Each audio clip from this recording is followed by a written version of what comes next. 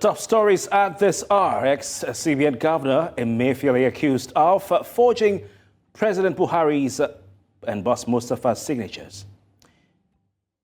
Nigerian President Tinubu suspends Rural Electrification Agency's MD, 3 directors over 1.2 billion naira fraud. 5 internally displaced persons escaped Boko Haram captivity in Borno State. Mali, Niger Republic, Burkina Faso announced military cooperation.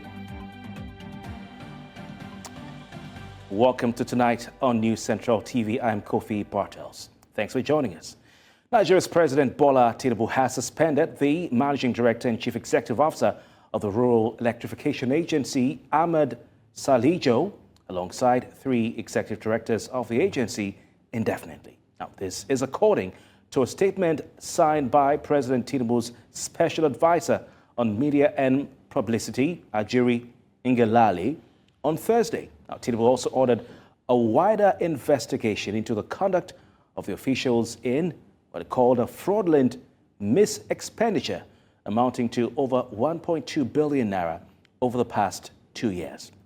The Nigerian president appointed a new management team of the agency who will serve in acting capacity with immediate effect. They include Abba Aliu as Managing Director and Chief Executive Officer, Adegboye as Executive Director, Corporate Services, Umar as Executive Director, Technical Services, Doris Ubo as Executive Director, Rural Electrification Fund, and Olufemi Akinyelure as Head of Project Management Unit of the Nigerian Electrification Project.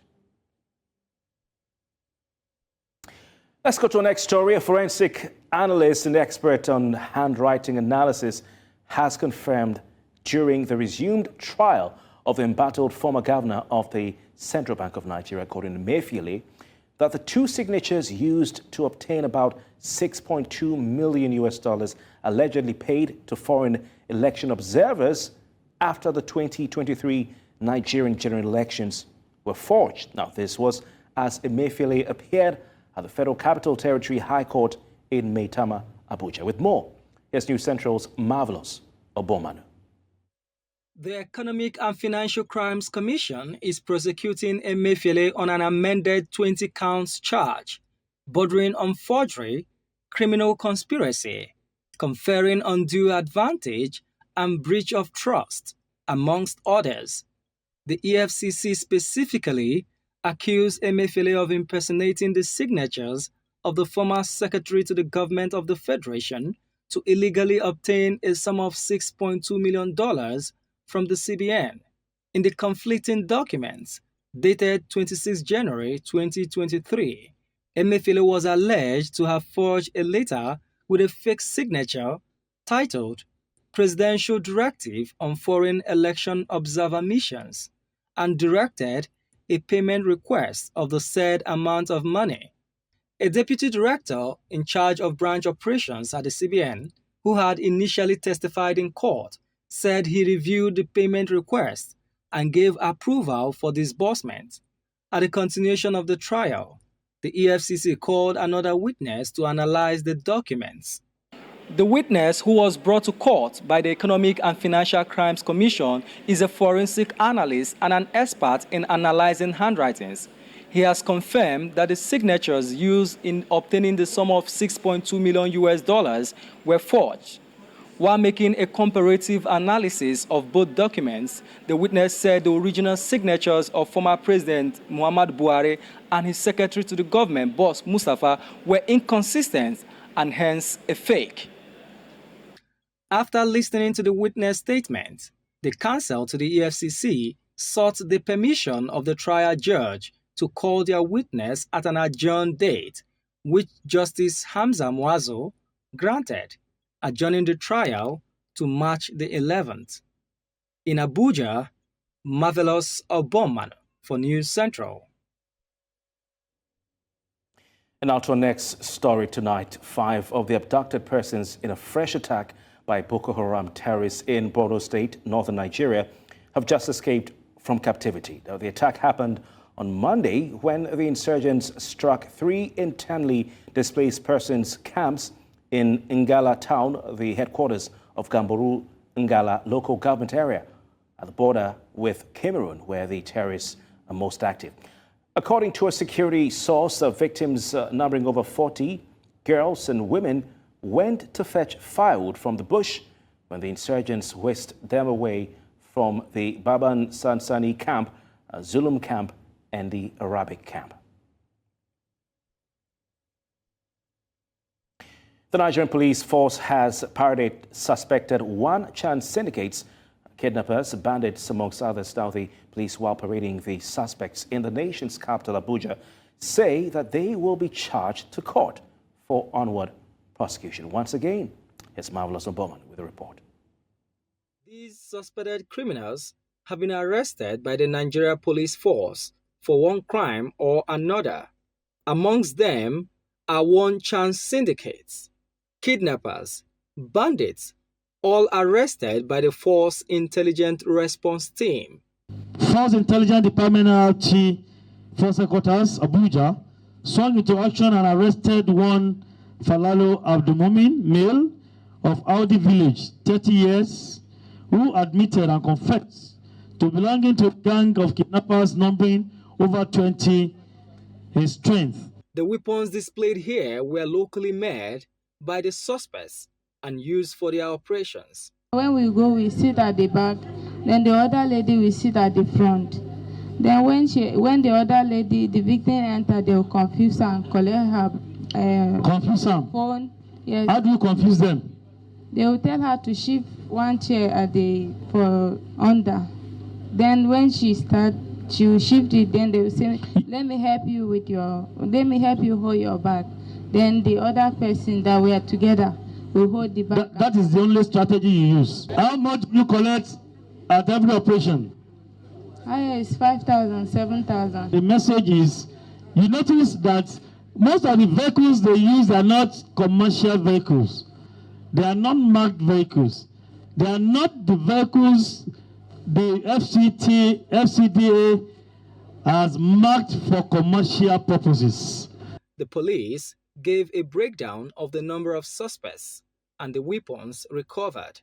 We have a total of 26 arrested suspects, 7 AK-47 rifles recovered, 9 automatic pistols, 1,804 rounds of live ammunition, 1 POS machine, assorted illicit drugs, and 1 Mazda saloon car. The Nigerian police has assured citizens that these paraded suspects will be charged to court. It is now left for the judiciary to do their own bit to ensure that justice is served for the interests of those who have been victimized in one way or the other by the actions of these non-state actors to have closure. In Abuja for News Central, Marvelous Obama. Now let's turn attention to Nigeria's new national minimum wage. The Nigerian Labour Congress has demanded 794,000 naira as the new national minimum wage for workers in the Southwest geopolitical zone. The Labour Union in the Southwest, through the chairperson of the Lagos State chapter of the NLC, Fumi Sheshi, made the demand during her presentation at the ongoing public hearing of the Tripartite Committee on the National Minimum Wage in Ikeja, Lagos on Thursday. Well, she noted that the demand was jointly agreed on by all members of the union in the Southwest. President Bola Tinubu, through Nigeria's Vice President Kashim Shettima, had inaugurated a 37-member panel on the new national minimum wage in the State Council chambers of the State House in Abuja on January 30, 2024. Now, joining us to further discuss this is a Labour lawyer, Ireoluwa Oguntuase. Good evening to you. Thanks for your time. Yes, good evening. Good evening, Nigerians, and thanks for having me here. Ireoluwa, is 794,000 naira as national minimum wage, is it enough? Considering the fact that we have the prevailing economic conditions in Nigeria today that everyone is talking about. Also, Labour has started out by saying they will demand for 1 million naira. Is 794,000 not too small? Well, that's $1 million question. On a lighter note, let me say that with the proposition of 794,000 as minimum wage, possibly, I need to possibly try and find myself in a government-paid employment so that I can also be part of this bounty. But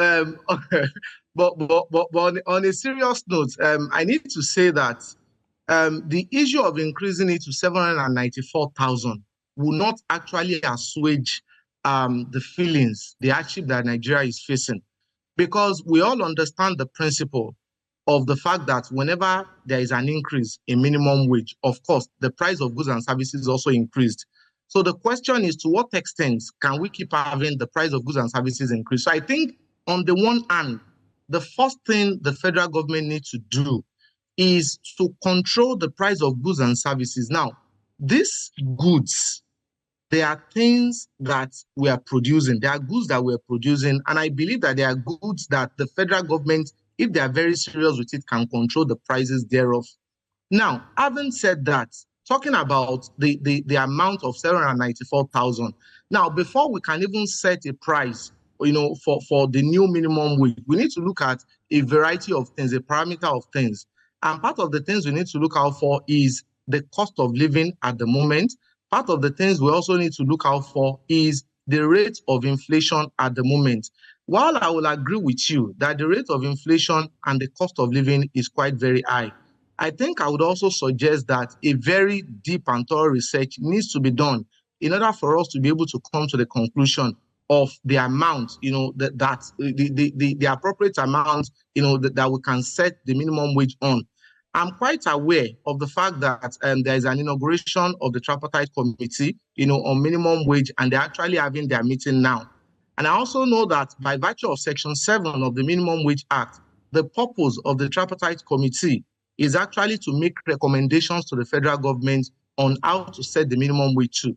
So for me, if all of them, is not for one party to say that, okay, let's set it at 794, all of them should come at a consensus and now agree. Now, we must not forget that this tripartite committee is a combination of the government, the private sector, and the labor union. So the labor union cannot unilaterally come out to say that, okay, we are setting it for 794,000. They should also look out for the private sector, which the minimum wage would also affect. So for me, I think that a consensual effort, will be able to get the real amount that should be set as minimum. I don't know. Maybe this is a strategy. Yes. Sorry to interject. We had some rumor. It was reported in the Punch this morning that they were going to demand for 500,000 naira. Maybe it's a strategy to shoot for the galaxies and maybe they land amongst the stars and they'll be okay. Of course. I also had the rumor too. But yeah, 500,000. You touched on this briefly initially. Some have expressed concern of a potential increase in inflation in Nigeria, adding to the already inflationary environment if the minimum wage is increased significantly. I want you to speak to this some more. Where do you stand on this? Well, like I said, I think all the parties need to be very careful, because in the process of trying to increase the minimum wage, we should also not create another problem.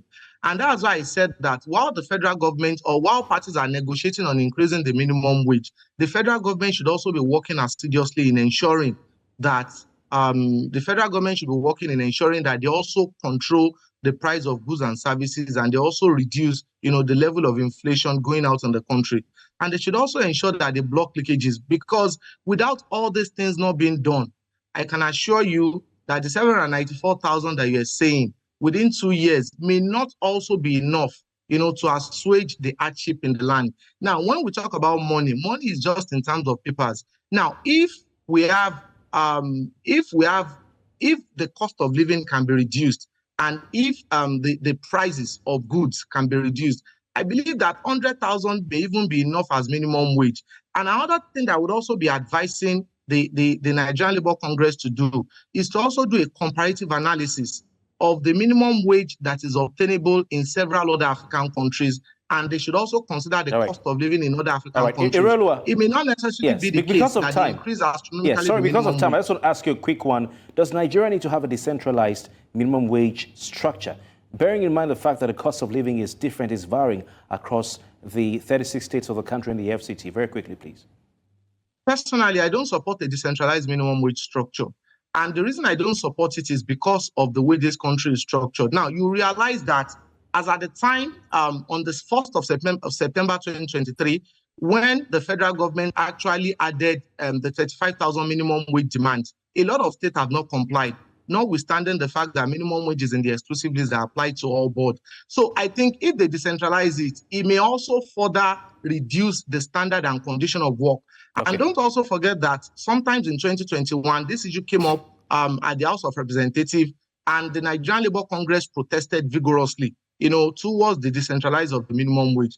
I think I told the line of the Nigerian Labour Congress, and I think I want the minimum wage to be centralized and to be retained in the exclusive list. Thank you very much. Irolo, we have to go. Because I want to beg crave indulgence. We have to leave it at that, but thank you so very kindly for your time, Irolo Waguntuashe, Labour lawyer.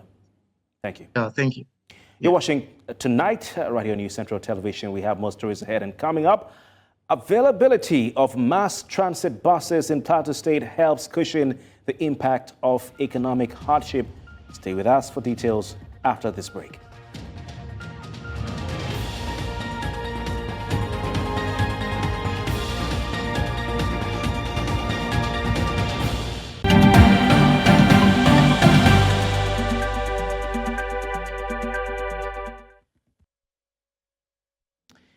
If you've just joined us, you're watching Tonight, right here on News Central TV.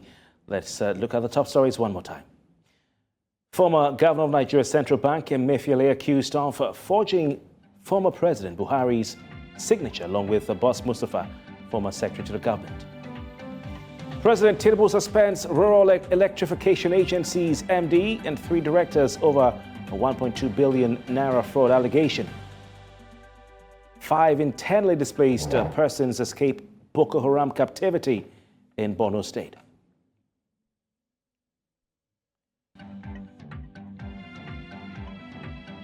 And Mali, Niger Republic, and Burkina Faso announced military cooperation.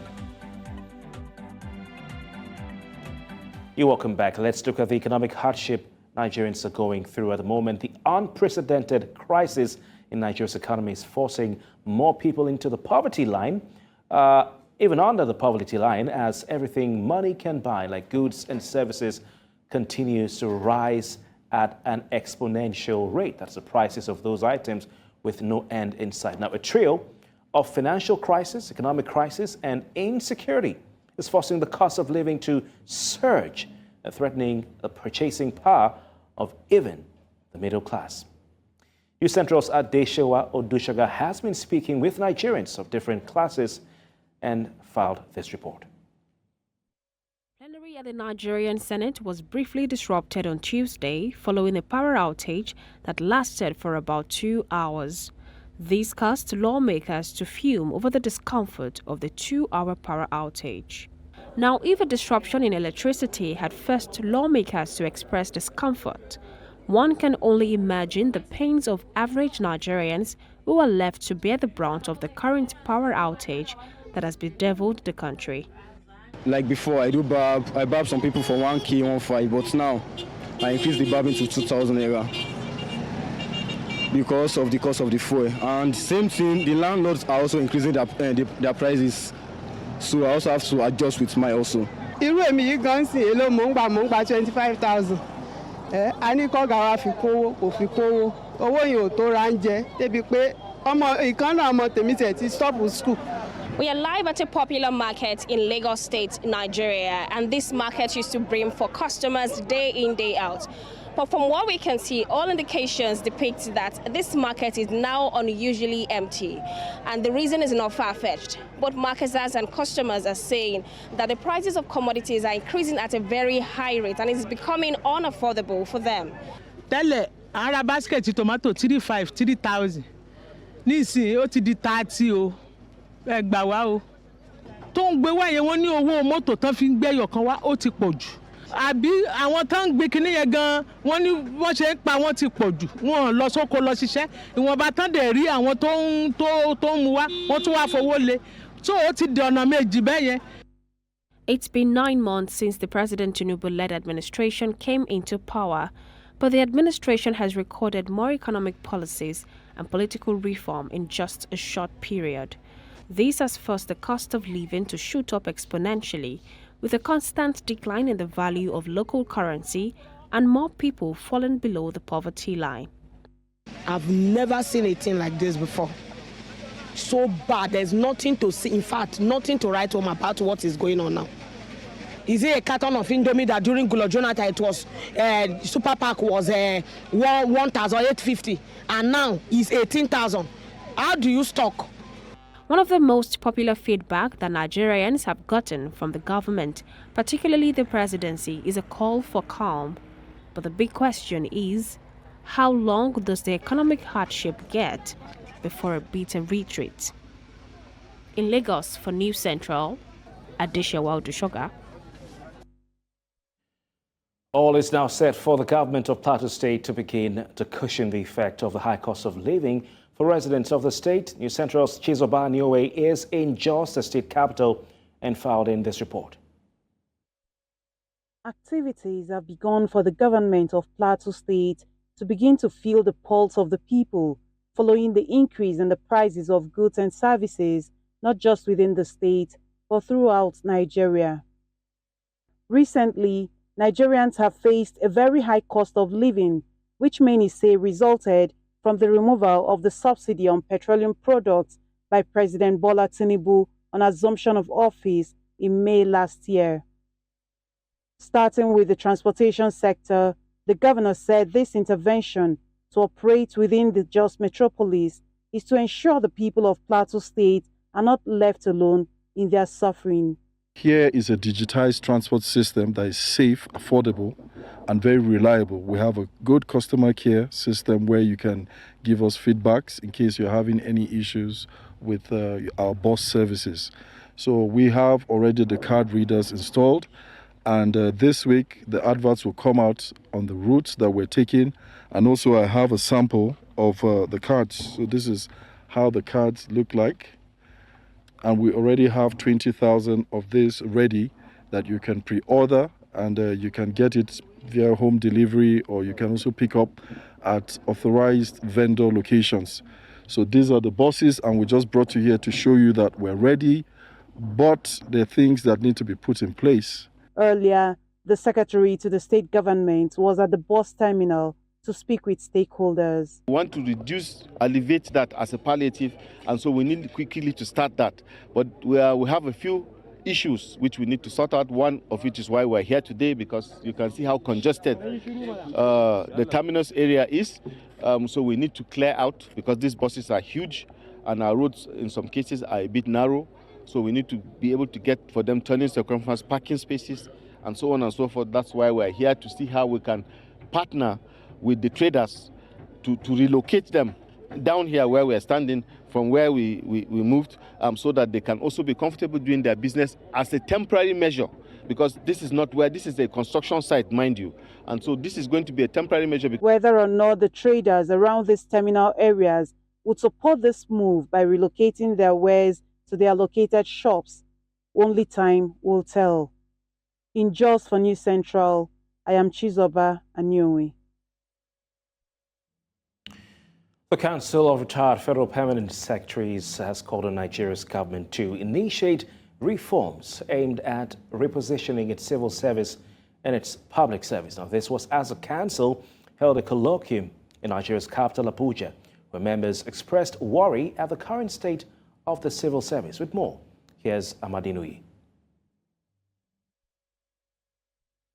In attendance at this colloquium are retired permanent secretaries from the nation's public and civil service. Many of them say the service is fundamental to Nigeria achieving its developmental aspirations. Civil service is an institution which signifies, first of all, humility. Secondly, service. Thirdly, commitment in terms of imparting knowledge and advising government on policy options that will enhance the living condition and the economy of the country. They say the public and civil service has retrogressed in the last few years. expressing worry over its current state. We are very, very sad about the situation in our country. We are very, very sad about the perception of the civil service. We are very, very sad about the talks on corruption, inefficiency, incompetence, and so on and so forth. So it is in our mind to be bold enough to tell us the truth that we should, for the purpose of the survival of this great country, retrace our steps and do the correct thing. Look, it's not enough for us to sit down and throw brickbats at the politicians, say that they are not committed, they are not patriotic, they don't even know what to do, and we remain in this civil service, while in fact we could also throw in the hat, join the fray, and see what difference we can make to the political class. They are calling for radical reforms, saying restoring the public and civil service will transform the nation. We have to find a way to restore this sense of responsible, accountable, transparent public servant. But governments have to find a way of giving us, the confidence that if we do the right thing and we retire, we'll retire happily. Members of the Council of Retired Permanent Secretaries are also calling on government to tap from the potentials available within their lot. They say they are open to collaboration with government in its quest to reposition the public and civil service. In Abuja for News Central, I am Amadine Uyi. The Africa SMEs Excellence Conference isn't just about networking and learning. It's a platform for collaboration, innovation and growth, supported by the Lagos State Ministry of Wealth Creation. It promises to be a game changer for SMEs across the continent. With more, here's News Central's Bettina Onweli. According to Trading Economics Global Macro Models and Analyst Expectations, inflation rate in Nigeria increased to 29.9% in January from 28.92% in December of 2023 and is expected to be 32.00% by the end of this quarter. Businesses around the country are struggling to stay afloat, while others have shut down completely as a result of the many challenges of SMEs. The greatest tool any business person would have is your mind. Your ability to be able to envision the future will determine the actions you're going to take. Finance and all of that. We can talk about operations, HR, processes and all that. But if you do not have the right mindset, all of those things will mean nothing. Inflation continues to worsen the cost of living of the populace. With persistent inflation, businesses and households will continue to perform poorly, and citizens will continue to pay more for the same goods and services. We must go back, to production, to agriculture. At the point where our net inflow from what we export and what we import, when that which we produce is more than what we bring in, then we'll stabilize. The crisis associated with the high cost of living affects more than just individual bank accounts. It also hurts and affects the mental health as it increases worry and anxiety. This program is intended to open the eyes of small-scale business owners to see how they can manage their businesses, how they can grow it, despite all the challenges. Nǹkan tí mo kọ́ níbí báyìí ó sọ fún mi pé tí mo bá fẹ́ tajà mo gbọ́dọ̀ plan nípa nǹkan tí mo fẹ́ ṣe. So tí mo bá dẹ̀ plan, mo gbọ́dọ̀ work towards it. Then tí mo bá wá lack of owó, so mo gbọ́dọ̀ ronú ọ̀nà tí mo lè gbé gbà láti mọ bí mo ṣe máa jẹ́ kí ọjà yẹn kó máa lọ sókè dáadáa. The consequence and impact of inflation in recent times in Nigeria cannot be overemphasized. It is hoped that most Nigerians managing small businesses will someday not have to worry about the struggle to survive daily because of low sales. In Lagos, for News Central, Bettina Onweli. The management of the University of Lagos last week suspended its General Studies Examination, or GST, for the first semester of the 2023-2024 academic calendar. Now, this is after an unspecified number of students of the university were injured, while others fainted last Tuesday while rushing to enter the examination hall. Now, although they addressed immediately, reactions have continued to trail that particular situation. Our correspondent Aisha Adegboye has details. An amateur video shows a rowdy session of students pushing their way through as they struggle to enter an examination hall. This group of students in distress are first-year students of the University of Lagos, preparing to write their first-ever exams in the school. A week later, normalcy has been returned to the campus, but the unpleasant memories remain with the students. I came around it, I left around 3, and I didn't write the exam. We were there for so long.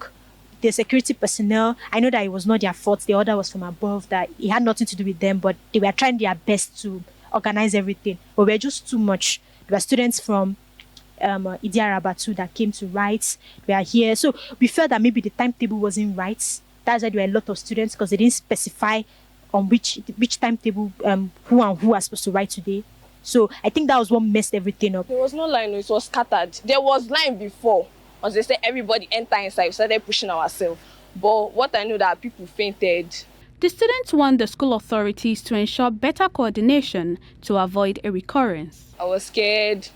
I was like, how will my result be? Will I fail? Like, too many thoughts on my head. And they should learn how to be organized, because that is one thing I noticed. But the school is very nice, though. But when it comes to organizing things, like, they should work on that. To get an official response from the authorities of the institution, News Central visited the university management, but all efforts to get an interview on camera was declined. However, a press statement provided to address the issue indicated that a proper evaluation has been done and that the General Studies exams have also been suspended temporarily.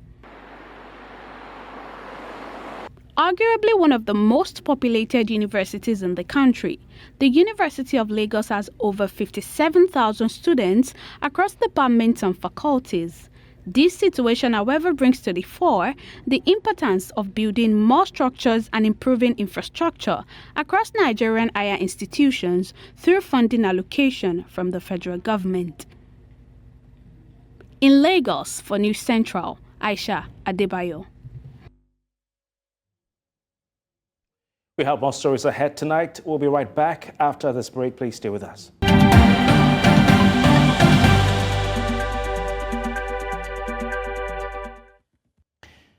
Welcome back. And now to more stories. The army chiefs of military-ruled Niger, Mali, and Burkina Faso have announced the creation of a joint force to battle long-running militant rebellions raging in their countries. Now, according to Niger's Army Chief Moussa Salaou Barmou, in a statement, the new force will be operational as soon as possible to take into account the security challenges in their space. Now, he adds that they are convinced that with the combined efforts of the three countries, they will manage to create the conditions for what he called shared security. The size of the joint force was unspecified, but Barmou said the three armies had agreed to develop an operational concept that will allow them to reach their defense and security objectives. Let's now join our business desk for the rest of today's business news.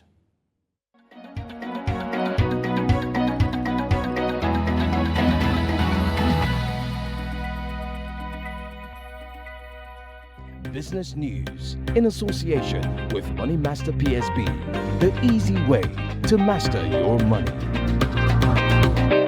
Thank you for joining us on Business News.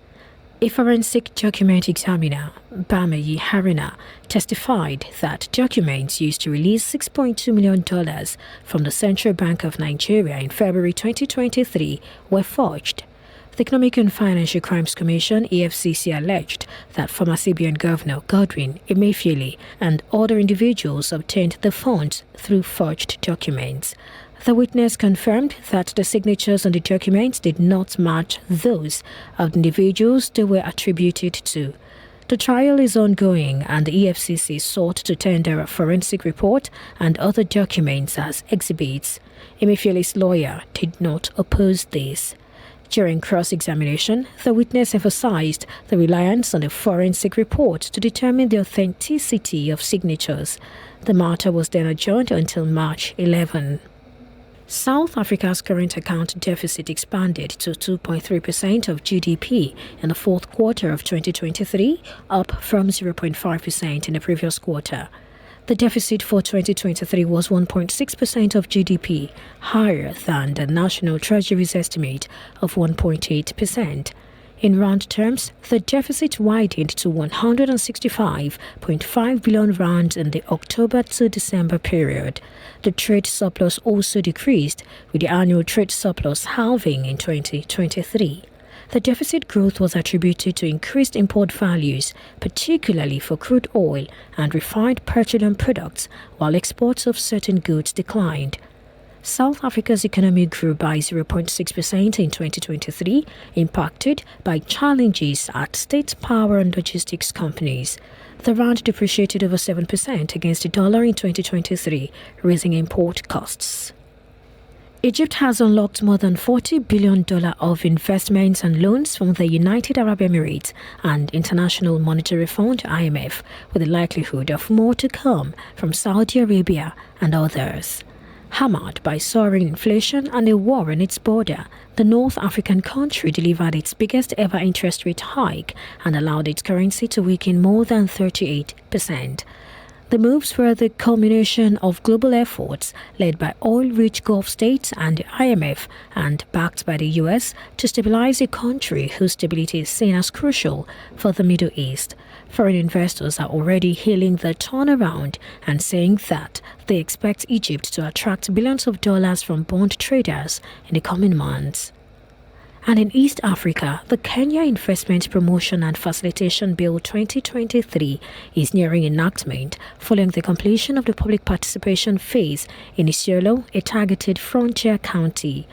The bill aims to streamline Kenya's investment-related matters by simplifying administrative procedures, enhancing transparency, and removing bureaucratic obstacles. The bill proposes the establishment of a digital one-stop shop for investment facilitation, which will provide a streamlined and efficient process for obtaining licenses, permits, and approvals. Additionally, it will introduce a comprehensive investment incentives framework to attract and retain investors in priority sectors. The proposed amendments also include alignment with the provisions of the Constitution of Kenya and the Kenya Investment Policy 2019. If enacted, the bill will be a crucial addition to Ken Invest initiative to develop and implement the investment facilitation framework and foreign direct investment attraction strategy. And that's a package on business news at this hour. Thank you for watching. I am Perpetua Fasomi Peter.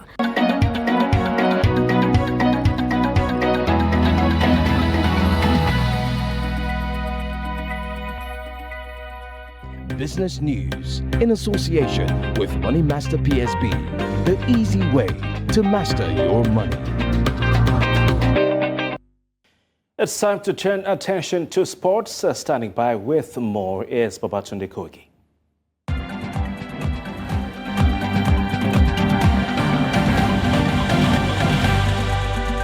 Sports Update, brought to you by Corn Oil. Corn Oil, we go the extra mile. Hello and welcome to sports. Cameroonian MMA star Francis Ngannou weighed in more than 9 kilos heavier than Anthony Joshua as the heavyweight rivals hit the scales looking in phenomenal shape during the final face-off ahead of Friday's blockbuster main event in Riyadh in the Kingdom of Saudi Arabia. Ngannou came in at 123.7 kilos ahead of just his second professional match following October's split decision loss to Tyson Fury, while Joshua followed up at 114.5 kilos, slightly heavier than he was in his resounding win over Otto Wallin in December. Vuvuzela horns blared courtesy of Ngannou's Cameroonian support, while Rocky Balboa theme music fittingly set the scene as the two former champions took to the stage in pristine condition before engaging in one last ice-cold stare down. Joshua will earn a minimum $50 million for this fight, while Ngannou will walk away with more than $20 million. And to football now, 2 Brighton and Hove Albion fans were admitted to hospital with minor injuries after being attacked in Rome on Wednesday ahead of their team's Europa League last 16 first leg tie with AS Roma. That's according to the Premier League club. Local media reported that the 2 fans were stabbed and robbed. According to a club spokesman, both men have since been discharged, and the club English police liaisons and British consulate have been in touch with them to provide help and support. In the match played earlier today, AS Roma hammered Brighton by 4-0, with Paulo Dybala and Romelu Lukaku scoring the first 2 goals. Driving over to Formula One now, the woman who accused team principal Christian Horner of inappropriate and controlling behavior has been suspended by Red Bull. It was learned that the reason given by Red Bull to the employee was that she had been dishonest. Horner denies the allegations, and Red Bull's board dismissed the complaint after an internal investigation. The allegations first came into the public domain early last month, and Red Bull's board made its decision to dismiss the matter last week after reading a report compiled by what the company have called an independent KC over these several weeks. The company have given no explanation for the decision, nor have they revealed what the report contained or the lawyer's name. And finally, still on Formula One, Red Bull's Max Verstappen set the pace in first practice at the Saudi Arabian Grand Prix ahead of Aston Martin's Fernando Alonso. Verstappen, the dominant winner of the first race in Bahrain last weekend, was 0.18 seconds ahead of Alonso. Verstappen's teammate Sergio Perez was third fastest, while former world champion Lewis Hamilton was down in 8th place. The session was held in daylight, while qualifying and the race proper will take place after dark, a day earlier than usual on Friday and Saturday, to ensure the race weekend is over before the start of the Muslim holy month of Ramadan. The Jeddah Street Circuit is the second longest track on the calendar after Belgium's Spa-Francorchamps. And that's all we have on sports. Up next is entertainment with Jadel.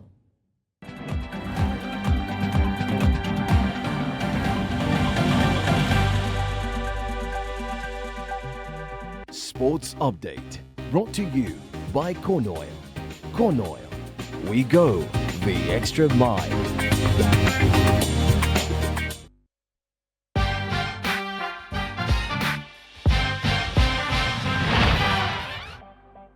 Entertainment news in association with Glow Unlimited.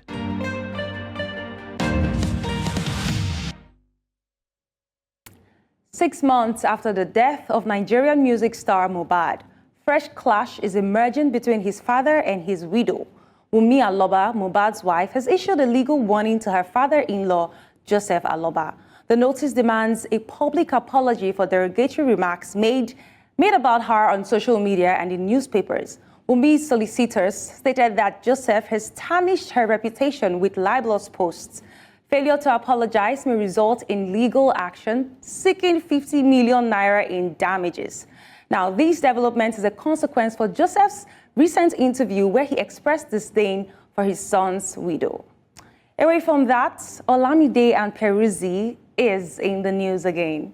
Sensational singer-songwriter Peruzzi is gearing up for a collaboration with the dynamic superstar Olamide Bado.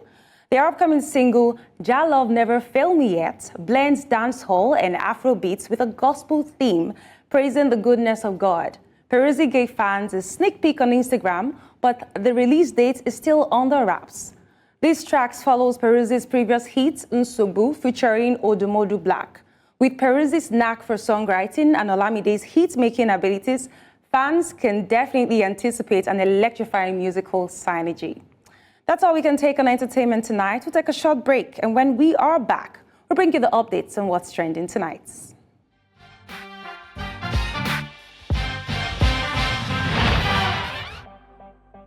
Entertainment news in association with Glow Unlimited.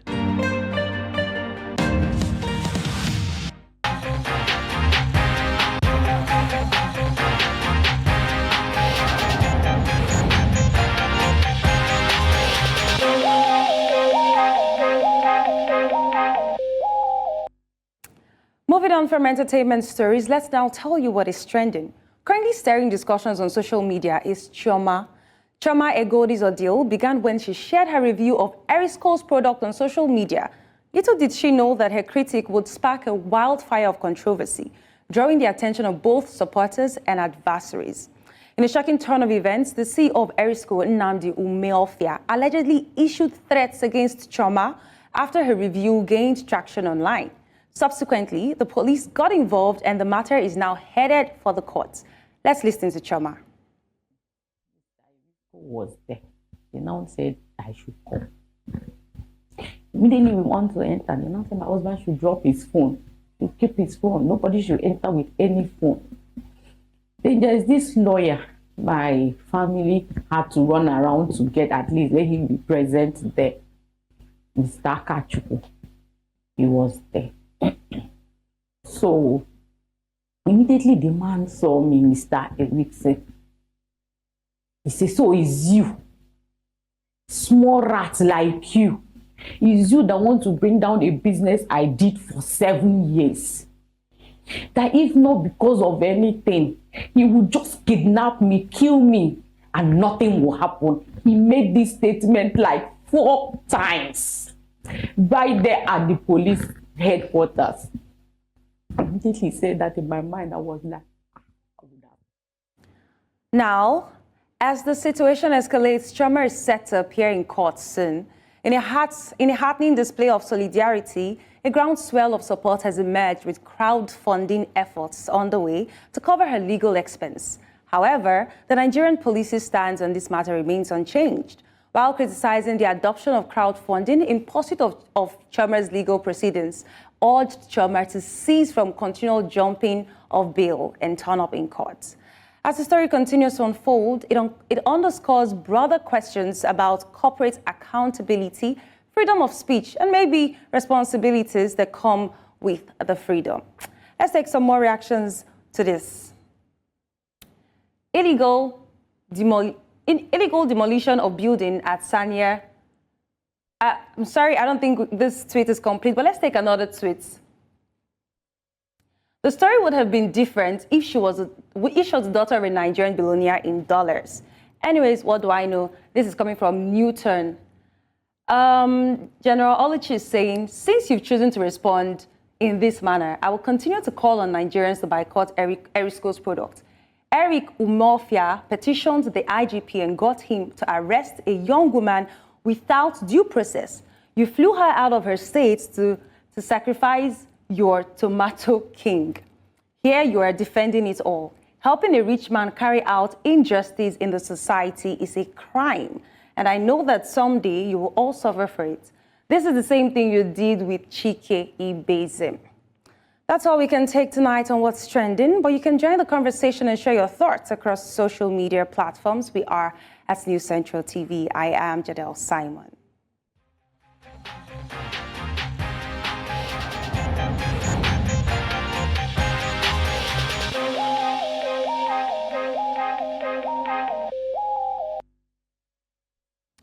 Thank you, Jadel, for bringing us up to speed on what's trending in Nigeria. And that's all tonight. Before we go, let's take another look at some of the major stories. The former governor of Nigeria's central bank has been accused of forging the signatures of the former President Buhari and the former Secretary to the government of the Federation, Boss Mustafa.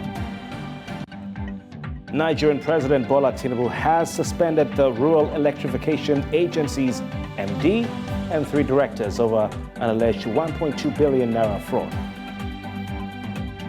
And 5 internally displaced persons who have escaped from Boko Haram captivity in Borno State. We also told you that Mali, Niger Republic, and Burkina Faso have announced a military cooperation. That's it tonight. Let's quickly remind you can send us your eyewitness reports and do that safely using the WhatsApp number. An email address on your screen. Also give us a follow on our social media handles. We're at News Central TV on the major platforms, and you can watch us live from anywhere in the world on any of these channels and platforms. That's it tonight right here on News Central TV. I'm Kofi Bartels. Good night.